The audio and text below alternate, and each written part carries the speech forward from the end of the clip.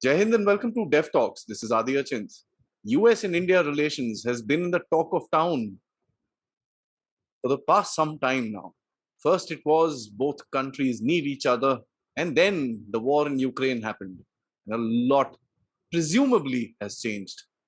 Although, what reality actually stands between two countries is a totally different question. But there are barbs being shot across at each other, along with promises of cooperation. It is an interesting scenario that we need to study. To do that, I have with me Lieutenant General Anil Ahuja, who's from the Delhi Policy Group, who's going to take us through the very, very bumpy road in terms of bilateral relations between the United States of America and India. Sir, thank you so much. It's something that comes into debate every 2 days, I guess. Yeah, Adi, it's a very interesting relationship, and we definitely need to periodically keep going back to it and evaluate the dynamics of it continuously. Absolutely. The biggest news that happened, sir, was the 2+2+1, if I may, because the heads of state also kind of joined into this particular dialogue. So it's a very interesting, development. Having said that, there was a lot of tension between both the countries with regards their perception of the Russian invasion of Ukraine or the Ukraine war as it's, existing today in the Eastern Europe. Now, what is the significance and how do you analyze this dialogue taking place during these tense times? You're right, Adi. Considering the public narrative on both sides, in US as well as in India, it would appear that this was not the most appropriate time for us to have the 2+2 dialogue. Although initially this dialogue, the fourth one, was supposed to be held sometime in November, December last year. It got postponed, primarily because President Putin visited here on 6th December for the annual summit. And thereafter, since February, the world has been in the midst of Ukraine conflict. And with India and US differing in their approach to transacting relations with Russia during the Ukraine conflict and our stance at UN, definitely it wasn't the best of the mood and environment, if I may say, to have a critical dialogue what the 2+2 is. We all heard, media splashed that President Biden called India somewhat shaky. He said that himself. And another US official, so to say, warning with consequences of more explicit strategic alignment with Moscow would have significant long-term impact on India and many more. We heard them all. But then it goes to the credit of the maturity and perhaps the strength of India-US relationship that both sides have shown the willingness to understand each other's position on Ukraine. They've shown their understanding of differences between the policy, the government policy on one side, and the narrative on the other side.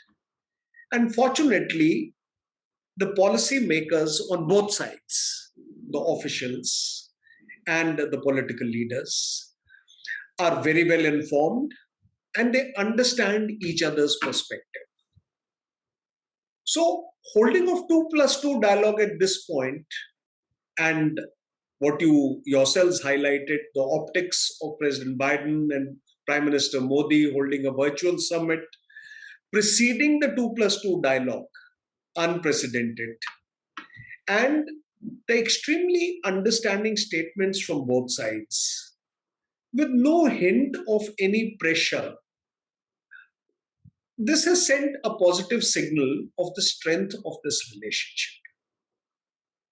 And the message that came out, as was highlighted by our External Affairs Minister himself, that the message was that yes, we do differ on Russia and are unlikely to bridge our gap on this particular thing, but we won't allow this to derail our wider cooperation in the Indo Pacific and in our general context.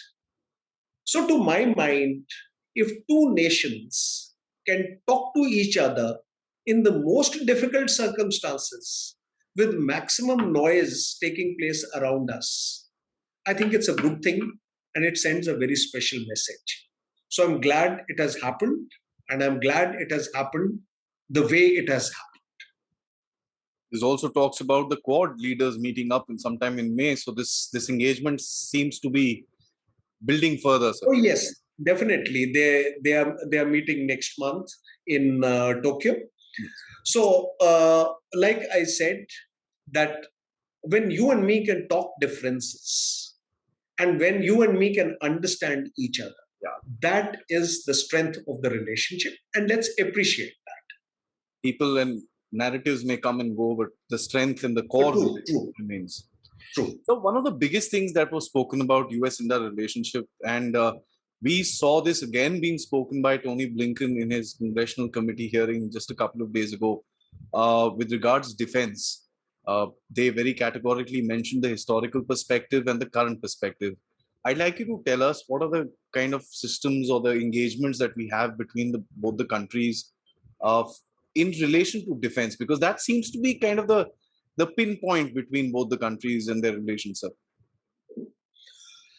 Yes, Adi, you are right. In the context of India-US relations, it has very often been said that defense is the strongest pillar of our cooperation, and it has been an island of continuity amidst a number of differences that have cropped up in different fields. I'll come back to it again as we proceed further. Now, in terms of the mechanisms that we have for engaging with each other, about 2 decades back, when our relations started improving, a number of structured dialogues, nearly 30 to my reckoning, covering diverse fields, have been initiated at the national level. And in the field of defense, we have about 10 dialogues. And they are at very different levels. They range from the individual services to the level of the CISC and to the level of defense secretary. Now, at the very apex level, when we really started engaging each other, in 2009, US State Department initiated the strategic dialogue with our Ministry of External Affairs. The first dialogue was held in June 2010. This focused primarily on 5 fields. It was largely on strategic cooperation. The second area was of energy, climate, education, development, etc. The third related to economy, trade, agriculture. The fourth related to science and technology. And the fifth related to health and innovation, etc. Now, having held this dialogue, which was called a strategic dialogue, having held this successfully for about 4 years, 2010 to 2014, it was expanded to US-India strategic and commercial dialogue in 2015. So obviously, we included the foreign minister and the commons ministers. However, considering the ongoing complexities in relationship in the field of trade and commerce, you are very well aware of that, on one hand, and the depth and intimacy of relationship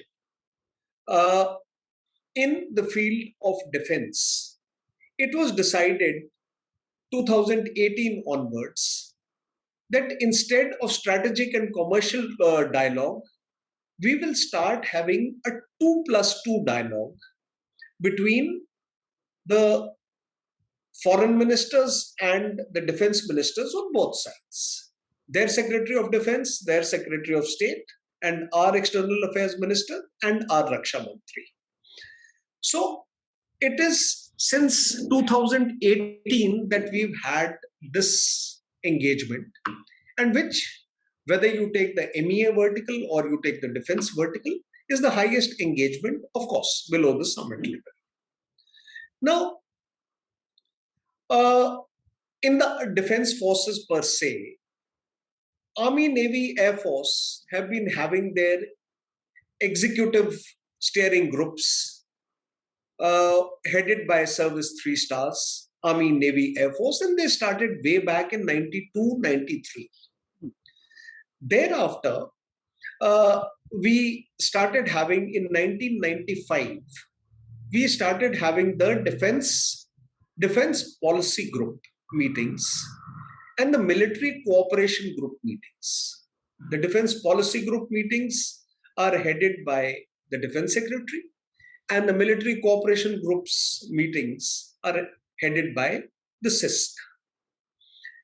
And then we had the joint technology group. It's chaired by a senior scientist from DRDO. So you have the MOD, defense secretary, you have the CISC from the IDS, and you have a senior scientist from the DRDO. Thereafter, after a brief hiatus, post 1998 sanctions and all that were imposed on us, coming to 2004, 2005, we again had a few more groups. We had the procurement and production group under Director General Acquisition. Then we had the senior technology group under Additional Secretary of Defense Production. And then DTTI, you've heard of it very often. It got formalized somewhere between 2014 and 2015, and 2018 we've come here. So overall, a very large canvas, and in defense, again, like I said, nearly 10 odd engagements. Extensive network of engagements. And that's what has led to the current scenario where we stand, sir. As far as the significance is concerned, so you've taken us through how the 2+2 was brought about. How has it grown till where we are today? See, like I just mentioned to you, that 2+2 is the highest form of engagement in our kind of system below the summit meetings. And as you would be aware, that we follow this pattern so far only with 4 countries. Yes. With US, we started in 2018. Then with Japan, we started in 2019. With Australia in September 2021. And very recently with Russia in December 2021. So we just have these 4. Now, these dialogues cover entire canvas of our relationship: political, diplomatic, economy, regional and global issues, technology, health, climate, environment, energy, defense, industry, supply chain, cyber, terrorism, space. And there's a wide menu, and you pick the relevant aspects particular to the country. Now, in the context of US per se, in the previous, this was the 4th 2+2, and in the previous 3 2+2s, the greatest component which contributed to the success of these dialogues was primarily defense. Let me briefly recapitulate. Go to 2018, the inaugural dialogue, which was held on 6th September 2018. Now, this was held after being postponed twice. If you take your mind back to that time. There were concerns on both sides over huge differences in trade and commerce, over the threat of Katsa sanctions being imposed on us, issues of Iran sanctions. But the positive outcome of this twice postponed dialogue was assured primarily because one, we signed COMCASA, the second of the foundational agreements. Now, US Congress passed the NDAA, National Defense Authorization Act 2009, which gave a small room for sanctions under Section 231 of CATSA. So some elbow room was made for giving those sanctions. India was given Strategic Trade Authorization STA1 status, enabling it to access advanced US technologies. So there were three solid things which came by, which gave meaning to this dialogue. On the Indian side, just before preceding this dialogue, our Defense Acquisition Council gave an approval of a $1 billion acquisition of National Advanced Surface to Air Missile System, NASAM-2, being made by Raytheon and a Norwegian firm. Now, that approval has been given. We are still talking, the acquisition is still to take place. But then this approval was given just before that. Then another approval of nearly $2 billion was given for procurement of 24 MH-60 helicopters. So it was the defense components which gave a life to the 2+2. Fast forward to the second one. The second dialogue was held on 19th December 2019. Now, the two sides signed the Industrial Security Annex, according to which the private industry can share classified military information between the two sides, which was hitherto a big bugbear in implementation of DTTI. And it also marked the commencement of the Tri-Service Tiger Triumph exercise. You would have heard of that. The first edition was held in November 2019, and there was, of course, further progress on DTTI. Come to the third one. This was held just 1 week before the elections in 2020, on 27th October 2020. Now, here, the third of the foundational agreement, BECA, got signed. And there was an understanding of greater military cooperation with CENTCOM, with AfricaCom, exchange of LOs, our naval LO at Bahrain, their naval LO coming to Information Fusion Center at Gurugram. And most notably, this set a stage for transition between the Trump administration and whichever administration would have come, now the Biden administration. And we've seen that right from the beginning of this administration, we've had a continuity in defense relations. So hitherto, it has been a huge component. And the previous three, and also when we look at the fourth, defense has given a considerable momentum to these dialogues and to this relationship. Let me ask you about the features of the fourth 2+2 in terms of defense. What do you think were the significant things that were agreed on? See, now, one thing I wish to highlight, that ever since Biden administration has come, there has been quite a lot of talk that hitherto the relationship, which was generally Pentagon-led, is now generally State Department-led.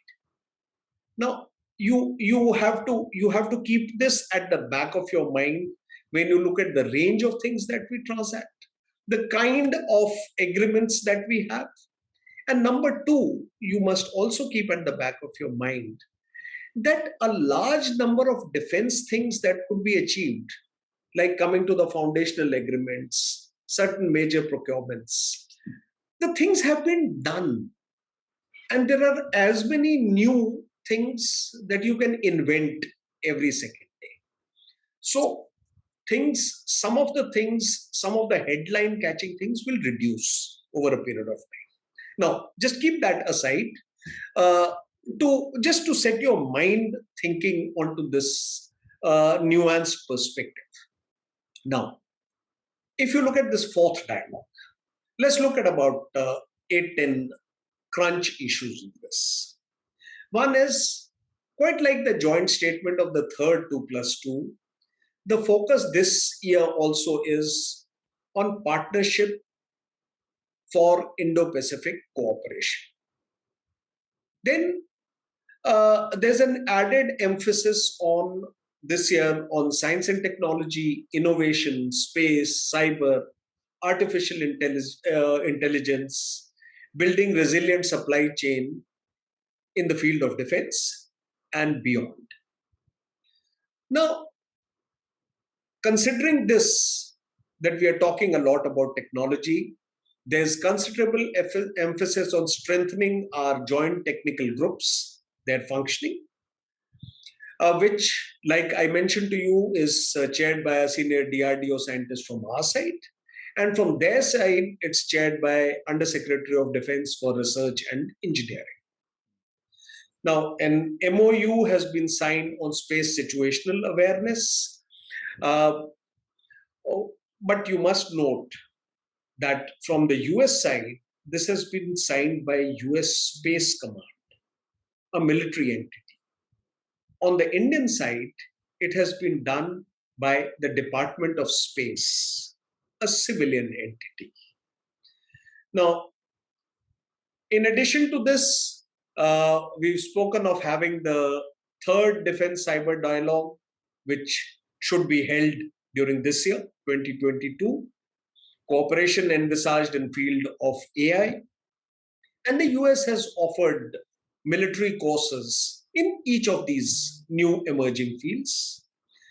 Then there are issues related to operationalization of LIMOA, COMCASA, BECA, all these foundational agreements that we've signed. And in LIMOA, both sides are conducting replenishment on sea, air, on land, extending the range of their operations. COMCASA, we are working out channels, direct channels of communication, and BECA, spatial information is being exchanged. So this whole thing, which had been signed earlier, is getting operationalized now. Now, both sides have laid emphasis on information sharing, information intelligence sharing, and a framework is sought to be established so that we formalize it a little better. Then exchange of LOs that I had mentioned. Both sides have said that Navy is the primary driving force between our relationship. But we must understand that yes, Navy is the driving force of our bilateral relationship. However, within the country, the inter-se prioritization between the continental and the maritime domain, the jury is still out. We have not so far conclusively prioritized one domain over the other. Now, India has agreed to join the Combined Maritime Task Force in the Gulf. Now, this takes our cooperation a notch higher in the Western Indian Ocean. Now, this, as you may be aware, Combined Maritime Task Force is a partnership of 34 countries. And they are trying to maintain a rules-based order in the Arabian Gulf area. Now, we are joining them as an associate partner. What the real implications are, I think it will take time for us to come. It may have something to do with issues related to command and control. I'm not sure. And I wouldn't like to stick my neck without adequate information. Then they've reiterated the importance of all these exercises, the plethora of exercises we have, Yudh Abhyas with Army, And then you have this Vajra Pahar with special forces. You have Tarakas, Scope India, Tiger Triumph, and many multilateral exercises like Malabar, Red Flag, Impact that we all participate. This has been emphasized. Now, there's a greater emphasis on defense trade and technology initiative.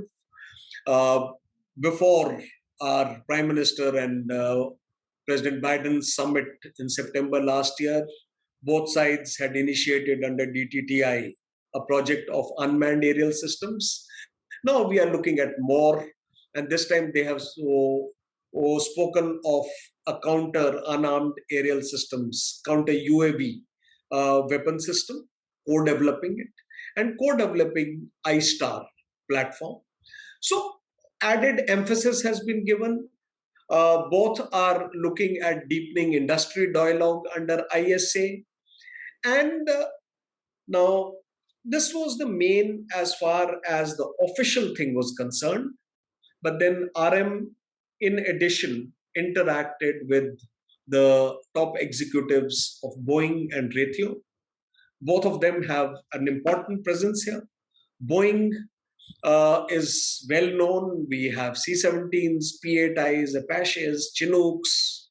They are trying to field in F-18s for our Navy, and they have the largest offset obligations. There is an interest in making India MRO hub.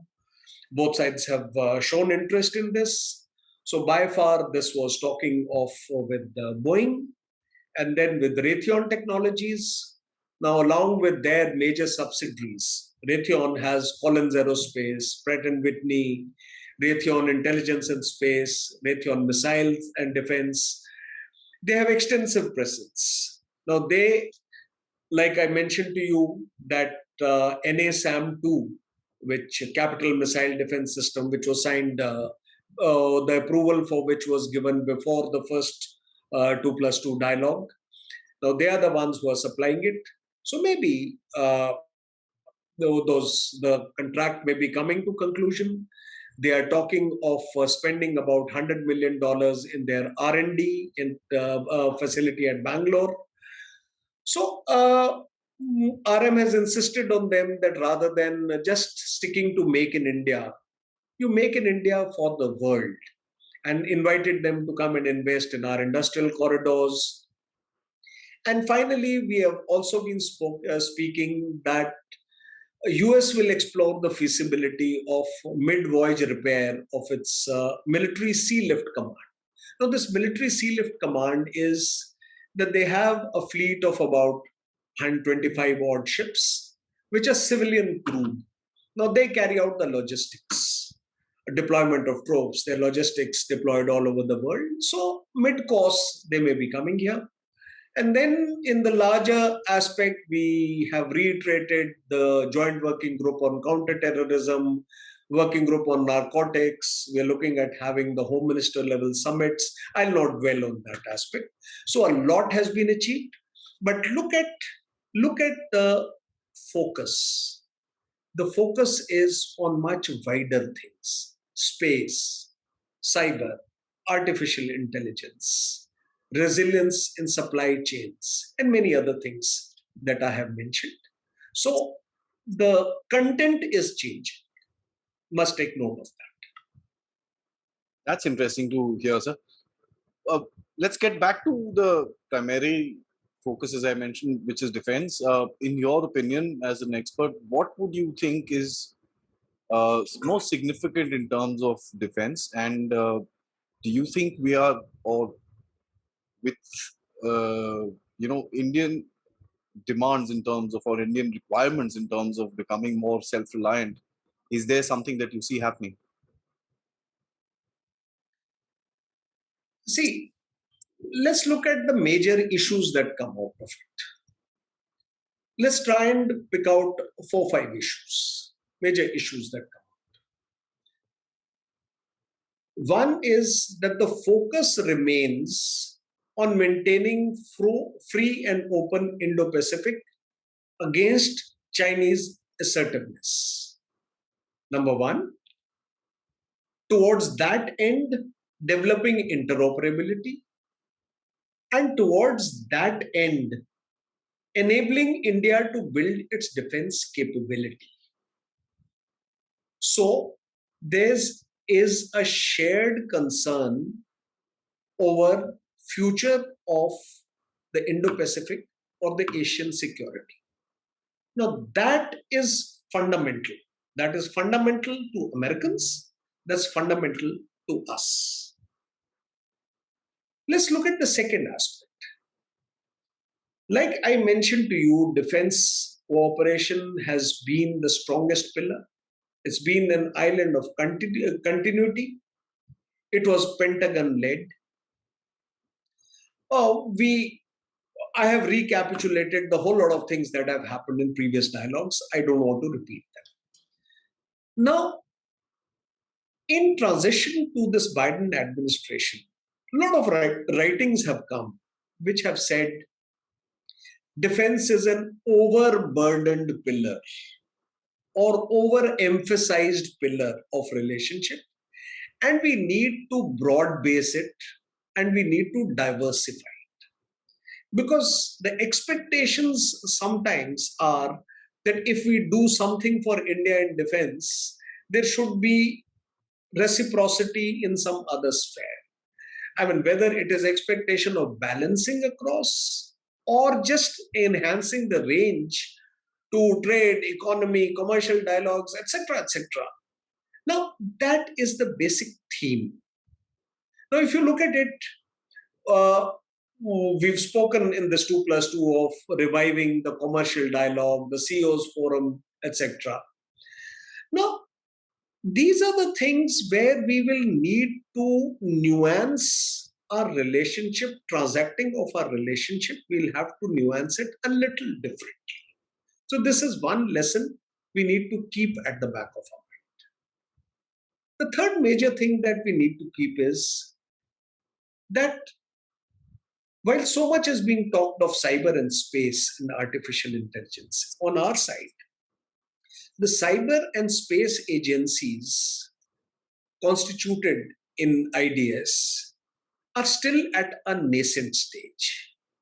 Now, when we talk of the situational awareness, fine, it's been signed by Department of Space, but we need to build military capability.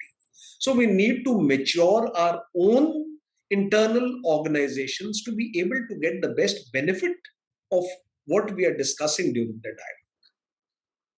Next is that in the backdrop of the conflict in Ukraine and stronger sanctions against Russia, we will have a challenge of sustenance of the Russian equipment, and there'll be concerns over the technology security from all sides. You know, we are sourcing from different equipment. Each country is getting more and more concerned. So maybe we'll have to think of firewalling, compartmentalizing, or focusing equipment from a particular source in a particular domain. Just for example, now this requires very deliberate thought and study by the services themselves. But you know, in the field of strategic lift, in the field of medium lift, helicopters, multi-role helicopters, ISR capabilities, intelligence, uh, underwater domain awareness, and such things. Now, these are the areas where we could cooperate more with the US side. And there are other platforms like artillery guns, tanks, ICBs, assault bridges, many others, where we could continue working with the Russian side till the time the things last. So we have to look at it that we will continue multi-sourcing till the time we become self-reliant, Atmanirbhar. But when they are coming, there will be growing concerns of technology security, and we'll have to find answers for it. And finally, while our defense cooperation mill to mill component, whether it's exercises or training or visits or government to government military procurements under foreign military sales, Now, they are okay, but we have to start refining DTTI, which is a silent enabler of bringing us together. We have to start changing what we discuss in the defense policy group meetings, what we do in the joint technology group meetings, what we do under procurement and production group meetings, so that our expectations of self-reliance and our cooperation for fulfilling our operational needs are balanced. So these are 4 5 things that we need to look at uh, when we try to get the best, and when we try to operationalize what has been discussed between our leaders. That's interesting. So you mentioned one of the challenges right now, and that's I think one of the most critical challenges with regards the technology. And a lot has been spoken about in defense circles with regards technology, especially because that's the key to it. What are the other challenges that you see in this relationship? And of course, when we talk about challenges, some of the opportunities as well. So See, let's start looking at the opportunities first. Now, let's challenges. There are plenty. I mean, there can be challenges out of everything. Let's look at the opportunities. answer. Number one, it's a multifaceted relationship. Yeah. While defense still remains the strongest pillar, but then we have to look at this relationship that is strategic, politico-military significance of this. There's trade and investment payoffs from this. There is information exchange and intelligence. There is people-to-people contact. There's education. There's health. In the sense, it's wide. And what comes out is, it's not, even in defense, it's not a buyer-seller relationship. What comes is the defense cooperation comes packaged with the strategic heft, packaged with certain political benefits, and packaged with lots of other things. So these are the opportunities that to build our capability, whether it's attracting trade or it's attracting investments or everything, it becomes enabler. The defense cooperation, defense and security cooperation, our understanding becomes an enabler. Then today, we have an opportunity for industrial cooperation. Both sides have an opportunity to have reciprocal reliance on each other's industry to strengthen their supply chains. We have the American companies coming into our supply chains and Indian companies getting into their global supply chains. This is a huge opportunity, and particularly after signing ISA, our private industry should be capable of doing it. Then we have access to higher technology, whether it is STA1, whether it is ISA, whether it is DTTI. We have lots of opportunities to share higher technology. And this is a vital relationship for regional security and for burden sharing, less, of course, boots on ground. India will never expect anybody to put its boots on ground. But these are a whole lot of opportunities. Challenges are, one is our convergence of geostrategic perception and our priorities. Even in the Indo Pacific, the US emphasis is on Western Pacific, on East Asia, on Southeast Asia, and obviously ours is on Indian Ocean. Second is of managing expectations.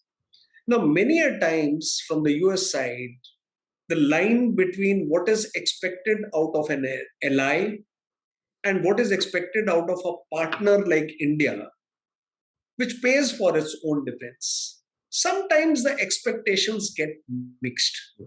But fortunately, after this fourth 2+2, it has come out that, well, we both respect each other's interests and each other's approach. Another challenge is of acquiring technology, because getting technology is much easier said than done. Yeah. It's not buying something off the shelf. You got to work out arrangements. We still need to mature into that. Then, in some quarters of American defense industry, there's an expectation that because of our relationship, there should be preference in defense trade. Well, it's difficult for a country like India to do that. Then there are uh, issues related to multiple origin weapons. I've already highlighted that about technology security. Now, certain organizational structures, because many of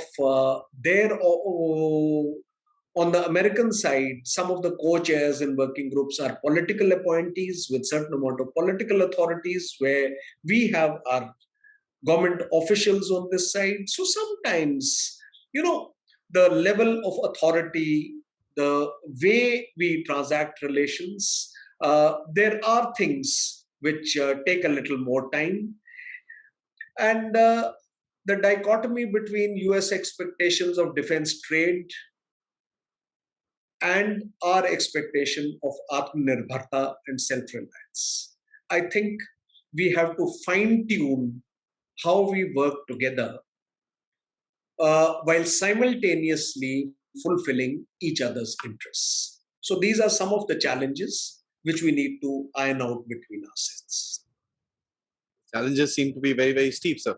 But of course, I'm sure there are a lot of people working towards this thing, and Yeah, defense is a sticky if point. we if you look at the 30 odd groups that interact with each other, and so many exchanges, so many visits, so many exercises, I think it's a huge process to bring convergence between two democracies of our size. Fair enough, sir. Let's talk about the future, sir.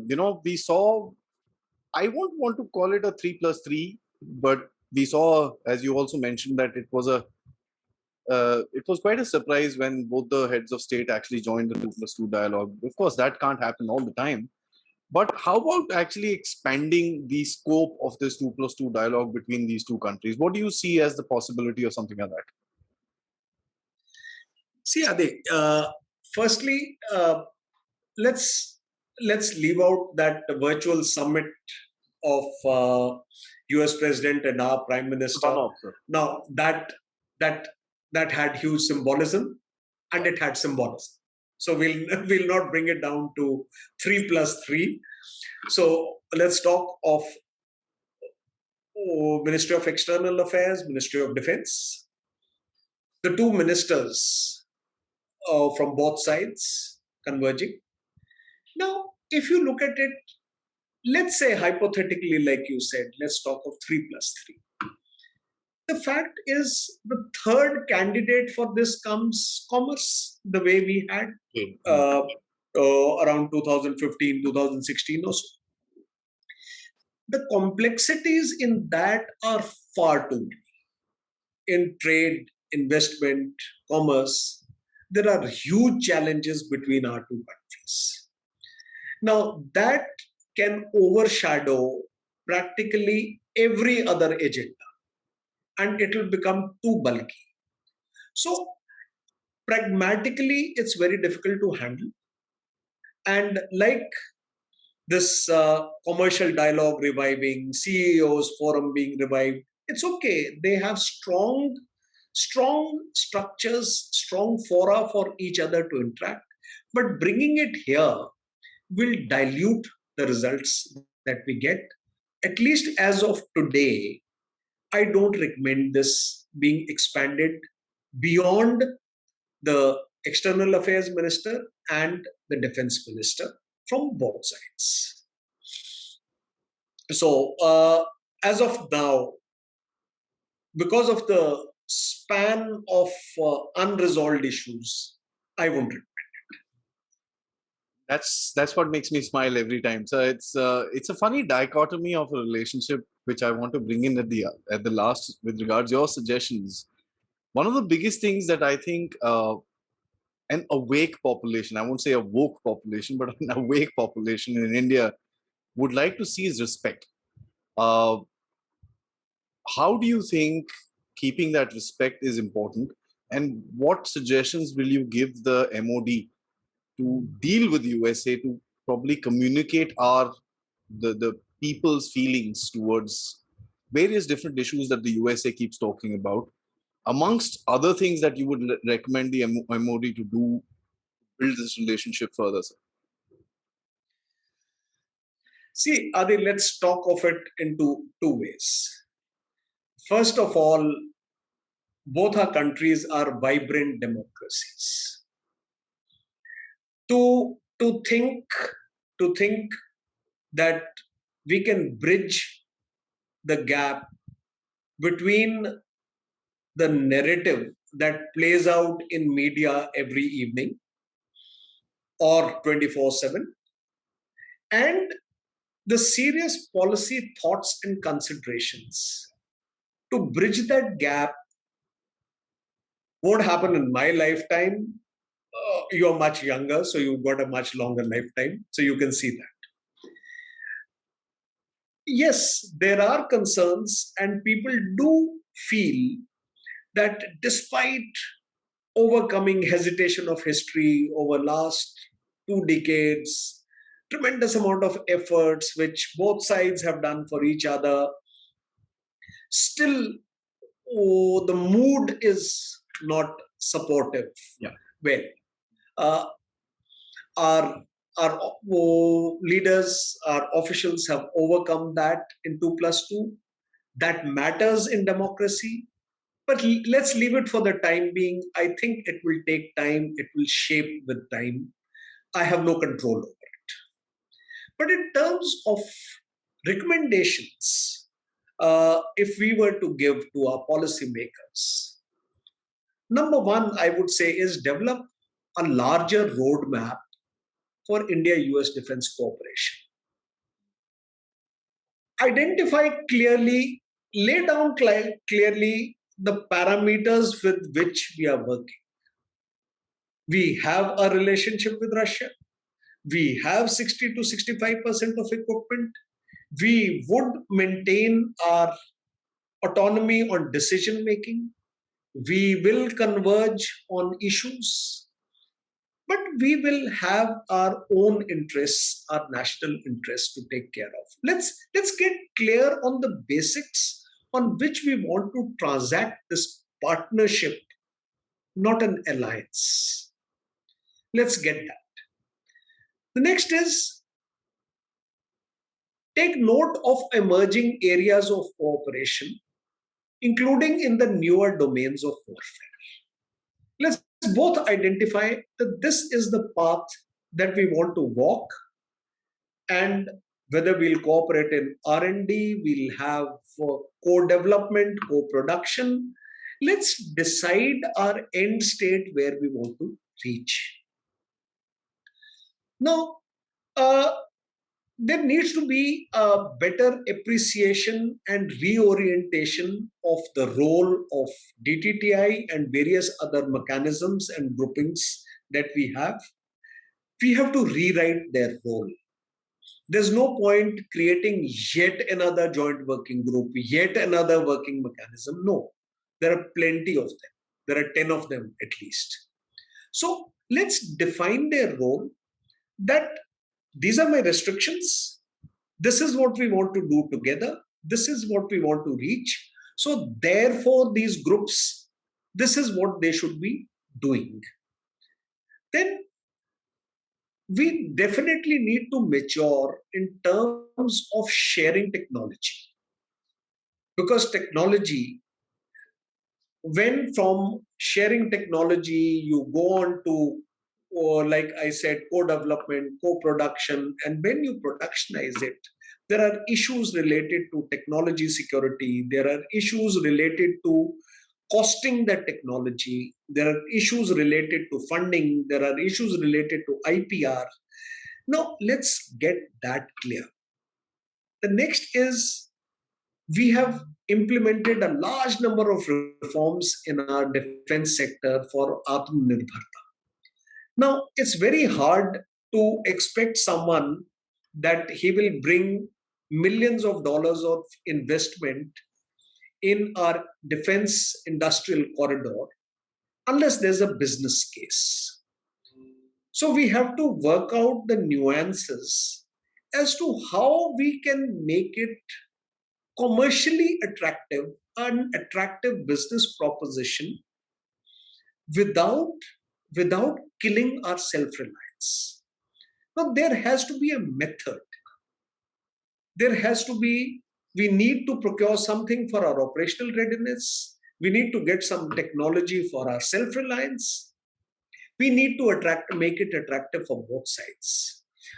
And finally, for strengthening our cooperation in cyber space, artificial intelligence, hypersonics, etc., we need to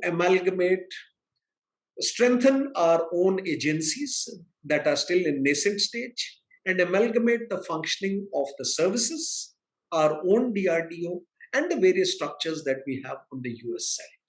So let's get down to the nuances of these newer domains, newer technologies.